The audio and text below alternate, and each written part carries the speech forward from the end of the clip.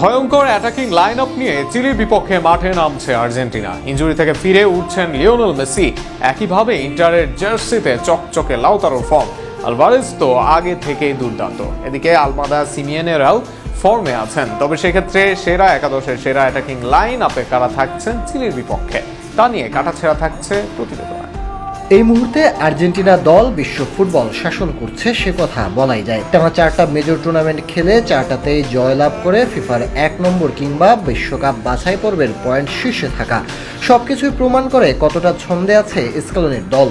তবে গত FIFA উইন্ডোটা Brazil উরুগুয়ের বিপক্ষে জিতলেও দলে ছিলেন না দলের সেরা বেশ কিছু খেলোয়াড়।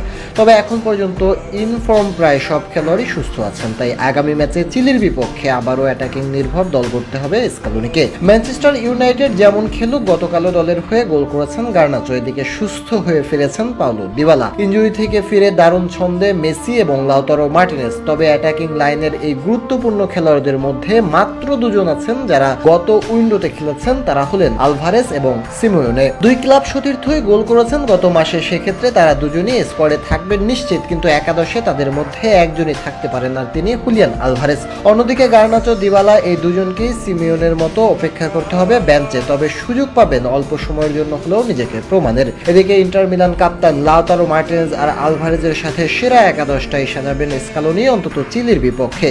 পরের ম্যাচে অবশ্য কিছুটা রদবদল করে দেখতে পারেন স্কেলোনি, কেননা ইতিমধ্যে বিশ্বকাপ নিশ্চিত করেছে আলভিসিলিস্তারা। সেক্ষেত্রে লিওনেল মেসির সাথে জুলিয়ান আলভারেজ আর লাউতারো মার্টিনেজ একসাথে শুরু করতে পারেন ম্যাচ। গত উইন্ডোতে চমক দেওয়া আলমাদা থাকবেন সুযোগের সন্ধানে, অথবা তাকে খেলানো হবে ভিন্ন ফরমেশনে। আর্জেন্টিনার মিডফিল্ডাররা বিশ্ব মাতাচ্ছেন, বিশেষ করে লা লিগায় মিডফিল্ডার হয়েও রীতিমতো স্ট্রাইকারের মতো গোল অ্যাসিস্ট করেছেন লো সেলসো।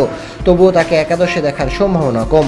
অ্যাথলেটিকোর ডিপোল, লিভারপুলের নম্বর 10 অ্যালেক্সিস ম্যাকএলিস্টার এবং চেলসির এনজো ফার্নান্দেজকেই দেখা যাবে একাদশে। ডিফেন্স লাইনে এবারও আবার ওটামেন্ডিকে দেখা যেতে পারে, সেক্ষেত্রে ওটামেন্ডি আর রমেরোই হবেন সেন্টার ব্যাক। এছাড়া মলিনা আর ট্যাগলিফিকো হতে পারেন দুই ব্যাক অপশন, আর গোলকিপার হিসাবে থাকবেন এমিলিয়ানো মার্টিনেজ, তাতে নেই কোনো সন্দেহ। জুনের 4 তারিখ মাঠে গড়াবে এই ম্যাচটি।